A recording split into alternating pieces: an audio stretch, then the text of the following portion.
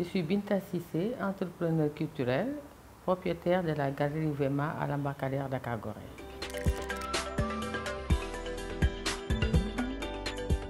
En 1987, d'abord, je dirais, j'avais déjà commencé à lancer le Made in Sénégal et à travailler sur les industries culturelles.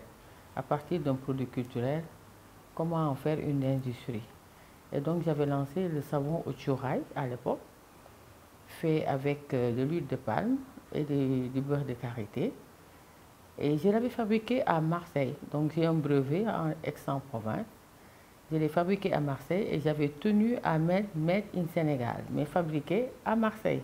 J'ai ouvert en 1991 avec l'avènement de la journée continue, un resto culturel. C'était l'époque de esquisse et création. Et c'est ce qui a amené aussi, donc, pour la première biennale de Dakar, j'ai organisé le premier off et l'ouverture de la première galerie privée du Sénégal. Dans le sens où il y avait beaucoup de mécontents qui n'étaient pas sélectionnés. Et à la dernière minute, comme on dit, on ne savait plus comment faire. J'ai ouvert ma maison à l'art et c'était la première galerie privée et le premier off. On était en 1992. À partir de là, les expositions ont commencé à changer, d'où aujourd'hui presque 35 ans d'existence comme acteur culturel, comme mécène aussi pour l'art. J'ai initié donc le Salon du design de la Biennale de Dakar, qui était un projet à moi, que j'ai apporté à la Biennale, d'où la naissance de l'association des designers africains. Et à partir de là, beaucoup d'expositions. La première du film de Djibril Diop Mambéty, Yen. Le street food, parce qu'à chaque exposition, je faisais partager à tous ces étrangers sénégalais qui étaient là la cuisine de la rue. Donc je faisais comme cocktail, je montais le tangana, je montais les dubé aoussa à l'étage. Et c'était une façon de montrer notre culture et c'est ce qui représentait mes cocktails. Ainsi donc, j'ai eu à faire un long parcours culturel, plutôt en tant que mécène, en tant que aussi une personne qui aime développer la culture de son pays. Je crois à l'Afrique. Je ne me suis jamais battue sur des chantiers hors africains parce que pour moi, nous devons d'abord consommer notre culture. Nous, les Africains d'abord. C'est un marché énorme. Et si on remplit ce marché-là, je crois qu'il y aura des dividendes. Donc ma bataille a toujours été être sur place, avoir des clients africains et sénégalais, être consommé par des Africains et Sénégalais avant de penser à l'Occident. Et ça a toujours été ma démarche. J'ai aussi initié l'art de la table avec Baba Carlo, qui était le plus grand professeur de Souvert de l'époque, à l'époque des peintures Souvert avec les Go-romains. C'est le seul qui est resté en vie longtemps. Il est décédé il n'y a pas très longtemps et donc on a eu à initier tout ce que vous voyez aujourd'hui comme assiette fixée sous verre, c'est né dans ma galerie aussi. Tout ça pour vous dire que c'est un long parcours culturel qu'on continue toujours de faire briller. Aujourd'hui, bientôt la prochaine Biennale de Dakar, et là encore un off qui va être très intéressant. On va travailler sur le chaos de Colobane avec Falisen comme artiste. Et aussi un nouveau concept, vraiment va être une usine culturelle, une usine de fabrique de culture. Dans le sens où on a l'intention maintenant quand même de laisser la place à la relève. Une relève qui déjà est en train de prendre des empreintes qui sont très importantes parce que enfin aujourd'hui, nous nous sommes saignés, nous les adultes, nous les grands, mais aujourd'hui, on est satisfait parce que la relève est en train de consommer. Cette passion de l'art, je pense que en fait, mon mari m'a révélé, mais je suis née artiste, quelque part. Je n'ai jamais fait comme tout le monde. Bon, je suis née en 1960 à Dakar, dans le centre-ville. J'ai grandi, quand je suis arrivée déjà, on était déjà installé dans la modernité. Mais quand je regarde maintenant avec le recul et que je revois des photos de mes grands-parents, mes arrière-grands-parents, je retrouve de l'art. Et je me dis, c'est extraordinaire. Quelque part, je ne sais pas c'est qui, mais je suis née dans une famille où il y avait beaucoup d'art dans l'environnement familial.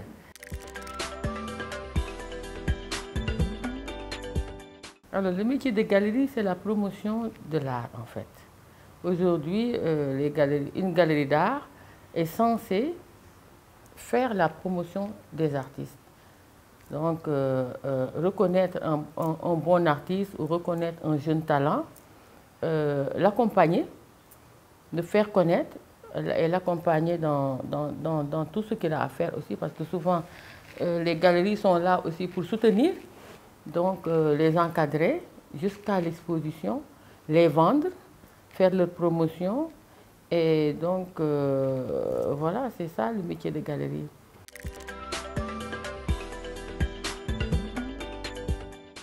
Bonne question, parce que souvent on dit en tant que femme, nous sommes les conductrices du train. La femme a la plus belle place. Dieu créa l'homme et il est passé par la femme. Donc, nous n'avons aucun complexe. Il n'y a rien qu'une femme ne puisse pas faire. Je le dis toujours, seulement il faut qu'on sache que c'est notre place. Moi, je suis une personne, je me sens plein de pouvoir, je me sens plein d'assurance, je me sens que je suis la mère de ce monde parce que tout simplement, je suis une femme. On réussit d'abord, nous, 24 heures sur 24, la femme est entrepreneur. Parce que 24 heures sur 24, le travail de la femme, c'est équilibré, déjà dans le foyer, équilibré, accompagner, partager, soutenir, économiser. Vous avez tous les codes qui font ce monde sont gérés par les femmes déjà, sans pour autant même faire des études. La femme au foyer, déjà elle est entrepreneur. Donc si nous faisons des études, c'est encore un grand plus. Mais même sans études, la femme est au sommet. Pour moi, la femme est au sommet de ce monde. Donc, bien sûr, nous avons notre place. Nous avons notre place, c'est acquis depuis, c'est acquis.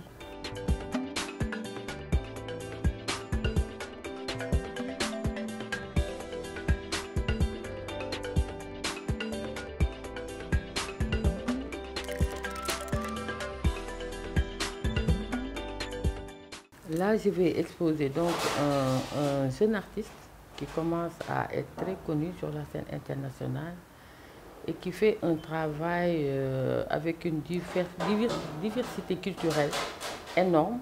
C'est ce qui me passionne dans son travail. Et là, donc, il va exposer le caveau de Colobane. Je ne sais pas si vous savez ce que c'est, le marché Colobane carrément. Mais prendre le marché Colobane et le miniaturiser en art, ça, c'est extraordinaire. Et ce travail-là mérite d'être exposé. Donc, on est en train de commencer à s'organiser pour la communication. Lui, déjà, il a démarré les travaux depuis longtemps. Et donc, voilà, ce sera le seul artiste que je vais exposer pendant la biennale. Mais par contre, nous avons l'intention de faire beaucoup de bruit, vu que Colobane, c'est du bruit. Donc, on va inviter des groupes de musiciens qui vont passer pendant la semaine de la biennale. On va aussi inviter, comme au marché Sandaga, les Tangana, les Dibi Aoussa, tout fera partie. L'art culinaire des rues fera partie aussi de cette exposition pendant toute la semaine de la biennale. On a l'intention de célébrer le Thierry Boudjen qui est rentré au patrimoine mondial de l'UNESCO. Ce sera la semaine où tous les gens qui viendront à la biennale pourront manger le bon Thierry Boudjen sénégalais sur place, tous les jours pendant toute la semaine. Et donc, apporter une animation. Voilà. Nous allons créer, voilà.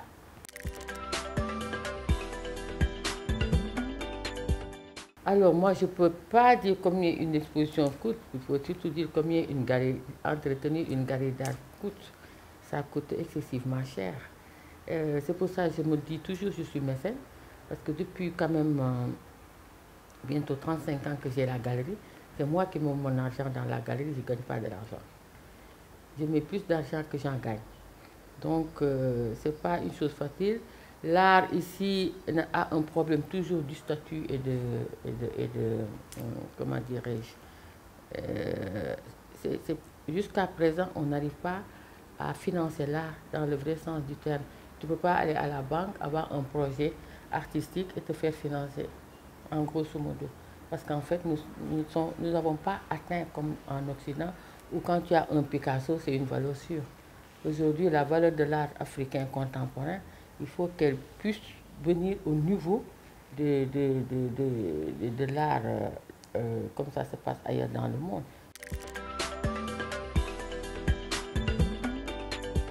Je ne dirais pas difficulté parce que vraiment j'ai eu à faire de superbes belles expositions. J'ai eu à rencontrer des gens très intéressants. J'ai eu à faire une belle promotion de tous ces artistes qui sont passés à la galerie. J'ai eu une galerie qui est dans les quais du port de Dakar, c'est pas rien, c'est une chance. Difficulté non, pas d'obstacle difficile non. Le rôle que j'ai moi pour là, c'est me battre pour être consommé par les Sénégalais. Le rôle que je continue de défendre, c'est me battre aussi pour être consommé par les Africains. Et une fois que cette valeur-là est là, on peut dire qu'on va commencer à échanger. Et là, les gens qui vont se lancer dans les galeries vont commencer à gagner de l'argent. Et on va commencer à pouvoir même financer de grands musées en privé, pourquoi pas. Mais faudrait-il que, encore une fois, nos dirigeants africains, les Africains, consomment la culture de chez eux.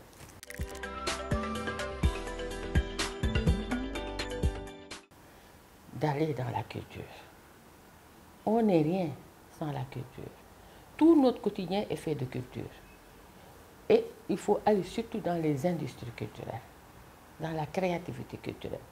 Du matin au soir, le quotidien de l'homme est rattaché à la culture. Les lunettes que vous portez aujourd'hui, c'est du design. La tenue, la montre, tous ces objets du quotidien, c'est culturel. C'est culturel. Et c'est dans ces industries culturelles-là qu'il faut inviter aujourd'hui les jeunes à investir. Mais bien investir aussi. Inviter aussi les privés à les accompagner.